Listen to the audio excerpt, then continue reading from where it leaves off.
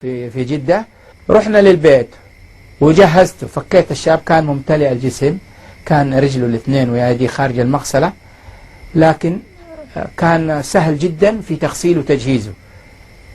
جهزته وحطيناه في الصالة، ودوبهم جو اللي كانوا معاه في الطيارة قالوا يلا يا شيخ. قلت يلا، قال نبغى نغسله. قلت مغسل وجاهز في الصالة. استغربوا. قلت نعم. قال اخرونا الختم. قلت له جاهز مجهز، يلا نطلع مكة. قلت يا اخوان ترى مكة. قالوا يا شيخ امرنا الله. في ايام الحج هذه شيخ؟ نعم. فقال اخوه، قال يا شيخ خلينا نجيبه للوالد، نحن قلنا للوالد انه مات وحندفنوه في الدولة هذه، لكن ما دام الوقت بدري خليه يجي يودع ولده، يودع ابوه وامه. فدخلناه على الفيلا البيت في الحوش، فقال لا تنزل يا شيخ، نحن ننزل الاب يشوفه ويسلم عليه في الاسعاف. في الاسعافية. ففتحنا الباب ونزلوا الاب نزلوا. الاب ما هو كبير في السن، بس من هول المنظر انه ولده قدامه اكبر شيء، فكانوا شايلينه على اكتاف منهار. فما دخل رمى نفسه على هذا وقاعد يقبل فيه، يسلم عليه، يسمل عليه، يسلم عليه. فقال لي يا شيخ اكشف وجهه. هذا المنظر يا اخوان لا انساه في حياتي ابدا، وما مر علي في كل حالات الموت، وعندي شهود على الكلام هذا. واخوه ورحيم وزوج اخته. كشفت وجه الميت، وهذا الاب لما شاف وجه ولده راح انكف عليه تاني وميت ويسلم عليه. وفجأة يا اخوان واذا بعين الميت اليمنى تدمع. الله. شفتوا ميت يبكي؟ ميت عينه اليمين تدمع. فانا افتكرت من حر السفر او حر الكفن، فمسحته بنفس الكفن تبع نفس كفنه، مسحت له عينه وغطيته. ولاحظ اخوه رحيمه بالمنظر هذا. فاول ما نزل والده قام الاخ قال له يبا شفت فلان وهو يبكي؟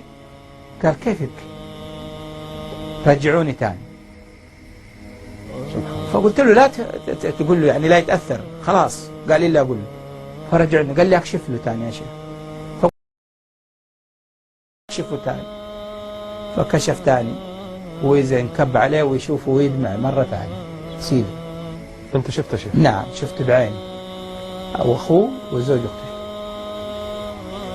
من قوه المنظر هذا لما شاف الاب ولده يدمع وهو ميت ويطيح على ركبه في الصاج حق الاسعاف، ما يدري. ثاني يوم دري انه متجرح مع الهواء. يبغوا ينزلون والدته مقعد على كرسي. قلت لا، اذا كان الاب صار له كذا فكيف الابن الوالد؟ غطيناه يا اخوان ودخلناه بالمسجد. وانا داخل بالاسعاف على الحرم بدأوا الناس يهلوا. وقفني رجل الامن قال لي وين رايح؟ قلت له عندي جنازه. قال ما انت شايف الحجاج فارشين الارض زي الجراد؟ نزل ميتك هنا وخليك تخالف.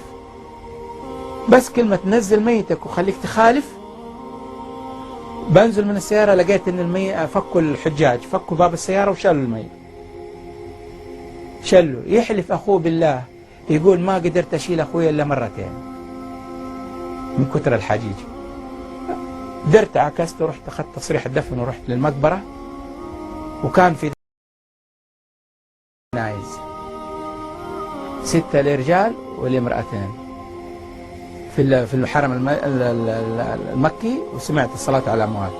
الشاهد في القصة هذه يا أخوان إنه صلوا على هذول الأموات 2 مليون مسلم. الله أكبر. تخيلوا. وفي الحرم المكي و2 مليون مسلم.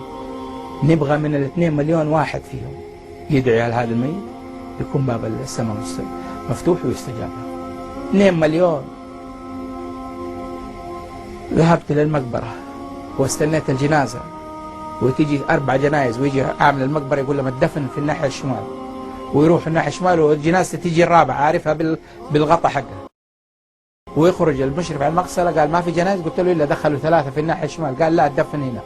وتيجي جنازتي أول جنازة تندفن. هذا الشاب استغربت أنا. تسهلت كل الطرق. نعم سهلت كل الطرق له. اندفن. وقفوا الحجاج، تخيل وقفوا الحجاج يا شيخ على القبر وتوجهوا للقبلة وقاعدين يدعوا له. رحت أول يوم في العزاء رحت لبيته، ما نزل جدة، رحت لمكة ونزلت في بيته، جلست في العزاء مع المعزين وأسأل اللي في جنبي مين هو ده الشيخ؟ إيش قصته؟ والله ما نعرف عنه شيء. نشوفه في المسجد، أسأل الثاني، أسأل الثالث، ما في. رحت البيت وجيت ثاني يوم العزاء إلا بعرف إيش قصته. فقاعد أسأل، في الآخر قال لي يا شيخ روح أسأل أخوه. فجيت لأخوه أسأل، قلت له إيش قصته؟ إيش يعني عمله في البيت؟ إيش يسوي؟ إيش يصلي فين؟ يصلي فين؟ أصحابه فين؟ ليش كل التسهيلات هذه إيه اللي نعم. الله سهلها لهذا الرجل؟ نعم. قال لي والله يا شيخ شوف، كل ما أسأل واحد يقولوا لي نفس هذا. بعد ما سألته وقال لي الجواب، البقية كلهم يردوا جواب. قال لي يا شيخ هذا ما في ولا شيء، يصلي ويصوم وكل شيء، بس في حاجة واحدة، حاجة واحدة. قال بار بوالديه، بار بوالديه. شفت أبوه كيف من قوة يعني من أعماله البر الوالدين. والده يوم يدخل دورة المياه يستنى أكرمكم الله ومعاه نعاله، يستنى لغاية ما يخلص يقدم له. الوالد الأم يقول يجي يحط خده يده على المحل اللي يقول فيه كان يشيل والده الله أكرمكم الله يدخله دورة المياه ويغسل له ويأكل ويشربه فيه. فلم أستغرب. وليش نستغرب يا أخوان؟ أليس رضا الله من رضا الوالدين؟ رضا الله من رضا الوالدين.